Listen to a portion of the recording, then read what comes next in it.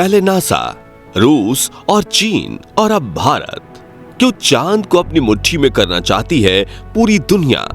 और क्या है चंद्रमा से जुड़े वो डार्क सीक्रेट्स जिन्हें स्पेस एजेंसीज हमसे छुपा रही हैं? जानेंगे धरती से चांद तक के इस रोमांचक सफर के बारे में। दोस्तों, भारत के चंद्रयान 3 ने चांद की कक्षा में प्रवेश कर लिया है और 23 अगस्त के दिन चंद्रयान का विक्रम लैंडर चांद की सतह पर सॉफ्ट लैंडिंग करेगा। वहीं रूस का लूना 25 भी चांद की तरफ रवाना हो गया है, जबकि साल 2024 में नासा भी अपने आर्टेमिस प्रोग्राम के तहत एक बार फिर वैज्ञानिकों को यानी एस्ट्रोनॉट्स को चांद पर भेजने वाला है और चीन भी जल्द ही एक और मून मिशन करने वाला है। लेकिन अब सवाल आता है कि इन सभी देशों को चांद पर ऐसा तो क्या दिख गया जो चारों तरफ चांद पर पहले पहुंचने की होड़ मची हुई है? और आखिर चांद से जुड़े ऐसे तो कौन से रहस्य हैं जिनसे पर्दा उठाते ही हमारा चांद को देखने का नजरिया ही बदल जाएगा?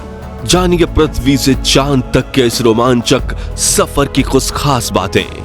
तो जल्दी से अपनी कुर्सी की पेटी बांध लीजिए और पूरा वीडियो जरूर देखिए। दोस्तों, चांद हमारी पृथ्वी से 3,84,400 किलोमीटर दूर है और अगर हम सीधा रास्ता पकड़ते हैं तो इसी के आसपास डिस्टेंस में ही हम चांद की सतह पर पहुंच जाएंगे।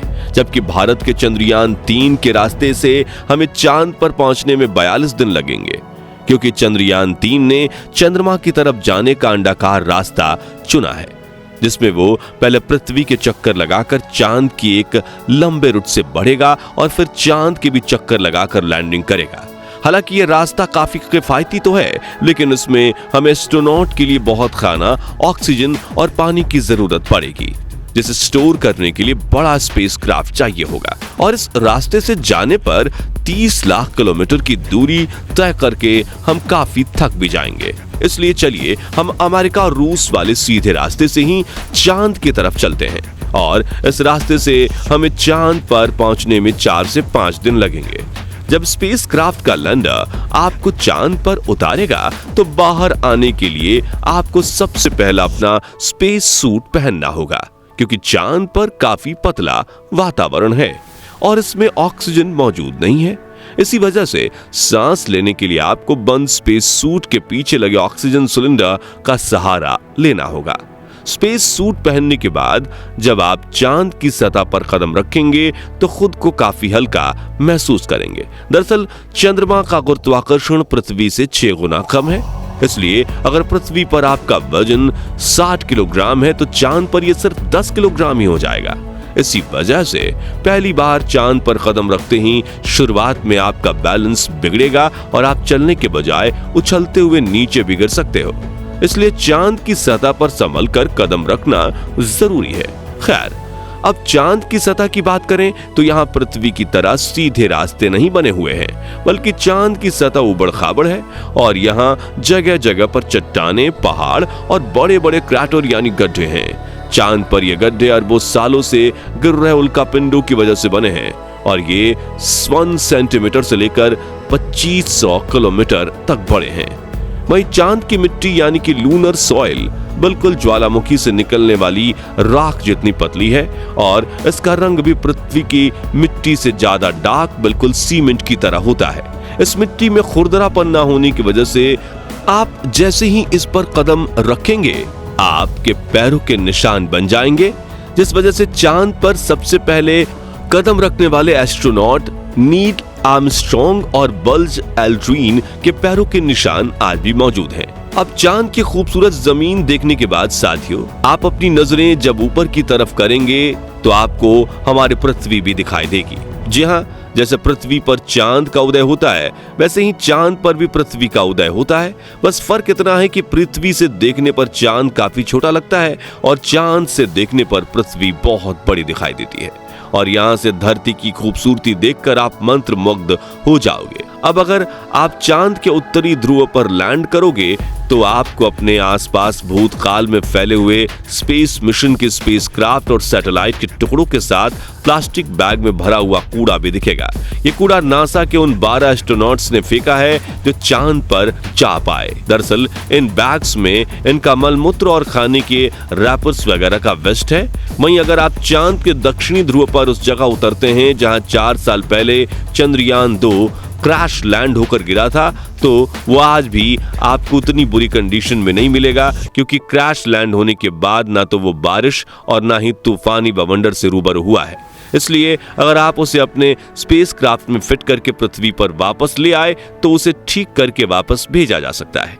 दोस्तों, आप ये तो जानते ही होंगे कि स्पेस के सभी सेलेस्टियल ऑब्जेक्ट्स पर अचानक उल्कापिंडों की बारिश हो जाती है। ये तो अच्छा है कि पृथ्वी की मैग्नेटिक फील्ड इन उल्कापिंडों को या तो साइड में धकेल देती है या फिर ग्रेविटी और एटमॉस्फेयर इसे धरती तक पहुंचने के पहले ही जलाकर राख कर देते हैं। लेकिन चांद की मैग्नेटिक फील्ड पृथ्वी के मुकाबले काफी कमजोर है। इसकी ग्रेविटी भी कम है और यहाँ घना वातावरण भी मौजूद नहीं है। इसी वजह से चांद पर लगातार उल्कापिंडों की बारिश होती रहती है। ऐसे में कोई भी उल्कापिंड गिरकर आपको पल भर में मौत के घाट उतार सकता है। इसलिए आपको उल्कापिंडों पर नजर लगाए बैठे कमांड सेंटर के वैज्ञानिकों से लगातार संपर्क बनाए रखना होगा।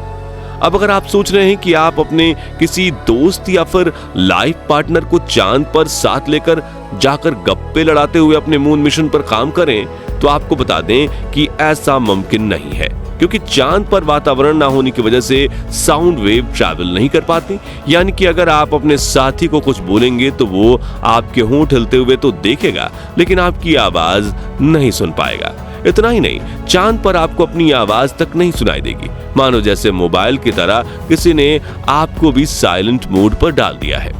हालांकि एस्ट्रोनॉट्स चांद पर एक प्रेशराइज्ड स्पेस सूट पहनते हैं, जिसमें साउंड वेव को ट्रैवल करवाने के लिए नाइट्रोजन और ऑक्सीजन की मदद से कृत्रिम वायुमंडल बनाया जाता है। साथ ही इन्हें एक माइक्रोफोन वाली हेडफोन पहनाई जाती है, जिसके जरिए ये अपनी साथी और कमांड सेंटर की आवाज सुन सकें और जवाब भी दे सकें। अब दोस्तों, चांद पर अपने काम को पूरा करके जब आप सोने जाएंगे तो सुबह आपको सूरज की रोशनी नींद से नहीं जगाएगी, क्योंकि चांद को अपनी धुरी पर घूमने में 28 दिन लगते हैं, जिस वजह से चंद्रमा पर एक दिन 14 दिन का होता है और 14 दिन की रात होती है। यानी कि वहां एक दिन रात पृथ्वी के 28 दिन के बराबर होता है।